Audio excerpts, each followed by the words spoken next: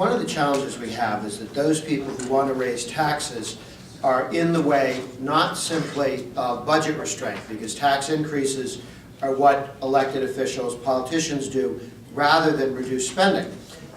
If you can raise another dollar in taxes, then you don't have to, at the federal, state, or local, actually reform government or rein in spending.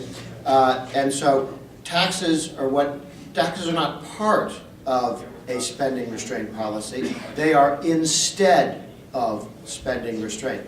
But the desire for higher taxes that President Obama has committed himself to yesterday, and the so-called Gang of Six, or Simpson-Bowles Obama-appointed commission, which also came out, oddly enough, for $1 or $2 or $3 trillion of tax increase over the next decade, depending on who's doing the counting, and they haven't quite written this stuff down, but it's somewhere between $1, $2, and $3 trillion over the next decade in higher taxes.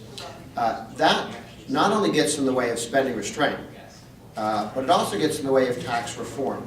And while there isn't really an agreement in Washington, D.C. about how big the government should be, Obama wants the government to be bigger yet, and the Republicans, with the leadership of Paul Ryan, is talking about taking $6 trillion of spending off the table over the next decade and bringing spending from 25% of GDP, 25% of the entire economy, federal spending, down to 20% of GDP, which has been closer to its historical levels, but then eventually to 15% over the next 2 or 3 decades moving forward. So government will actually be smaller with the path outlined by Paul Ryan, and it'll continue to grow under the path outlined by President Obama.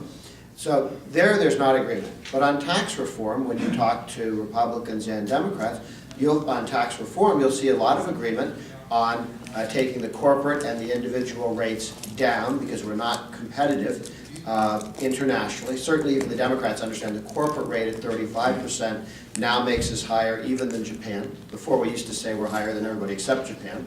But the European average is a 25% corporate rate. That's the average in Europe. United States tax policy towards American companies is higher than the European average. Stupider than the French is not where you want your tax policy to be. And of course it's 12.5% in Ireland. The corporate rate needs to come down, and that's being delayed because some politicians in Washington want to raise taxes, so they're not willing to do tax reform they know is needed until they can be promised their pound of flesh in higher taxes. The other thing that I believe there's a growing consensus on in D.C., again, among Democrats and Republicans, is the need for repatriation. This is where something was done in 2005, of course. The United States has a worldwide tax system, unlike every other country in the world, and if a French company earns money in the United States taxes it. France doesn't tax the money that French companies earn in the United States because they figure we already took a chunk of it.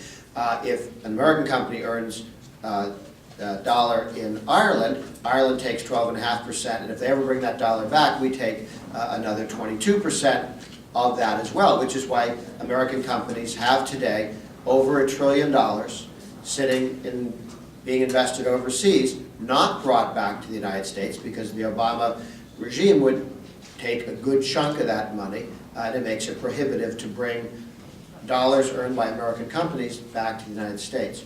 Were we to repeat the successful repatriation policy, which is a year-long window, 2005, where money came back to the United States, about $300+ billion came back that would not have come back otherwise in 2005. Now, because there's more money earned overseas and people have not been bringing it back, of the trillion, businessmen estimate that somewhere between 600 and 700 billion would come back very quickly. And I think that is, if there's one tax change that actually will happen between now and 2012, a lot of good tax changes are going to require a different president and a different Senate.